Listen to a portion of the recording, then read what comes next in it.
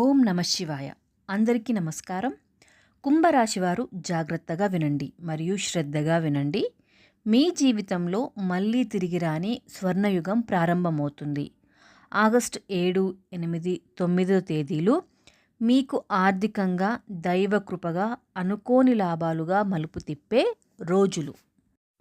ఆర్థికంగా, ఆధ్యాత్మికంగా, కుటుంబపరంగా శుభప్రదమైన ఈ రోజులు మీ ఇంటిని వెలుగుతో నింపబోతున్నాయి.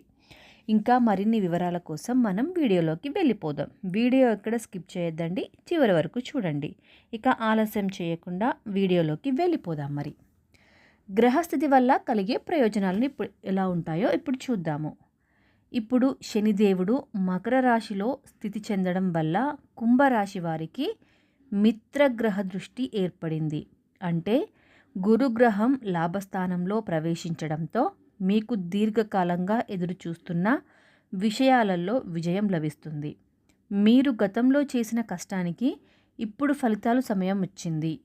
ఇటీవల కాలంలో నష్టాల్ని ఎదుర్కొన్న వారికి ఈ తేదీల్లో గ్రహబలం సహాయం చేస్తుంది.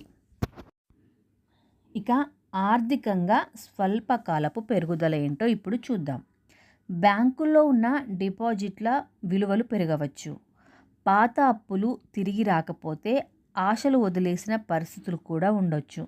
కానీ ఈ రోజుల్లో మీరు ఆ డబ్బు తిరిగి పొందే అవకాశాలు పుష్కలంగా కనిపిస్తున్నాయి.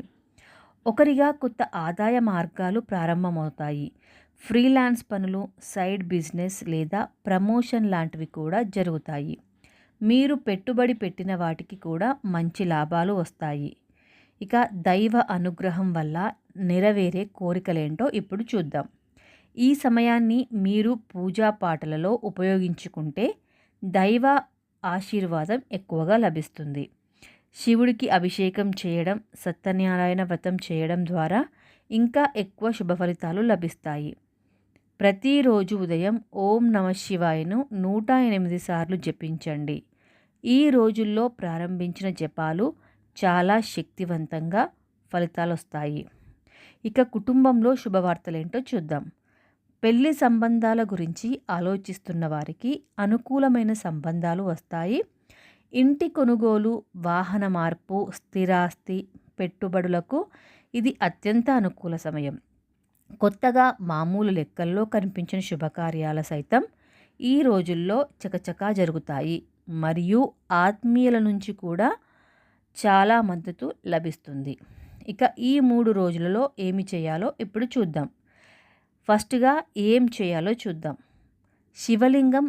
శివలింగానికి అభిషేకం చేయండి మరియు గోధుమలు, పసుపు, కుంకుమ దానం చేయండి.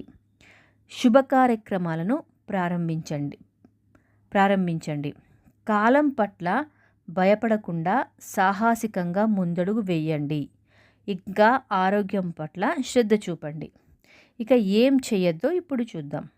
ముఖ్యమైన నిర్ణయాలపై అప్రమత్తంగా ఉండండి. కష్టతరమైన వ్యయాలు నివారించండి. ఇక ఆరోగ్య విషయంలో మాత్రం నిర్లక్ష్యం అస్సలే చేయొద్దు. ఇక ముక్తసారంగా చెప్పాలి అంటే ఈ 3 రోజులు మీ జీవితాన్ని శాశ్వతంగా మార్చగల శక్తి కలవి. ఆర్థికంగా కానీ, మానసికంగా కానీ మరియు ఆధ్యాత్మికంగా మీరు ముందుకు సాగే సమయం ఇది. దైవం మీద భరోసా ఉంచండి, ధైర్యంగా ముందుకు సాగండి.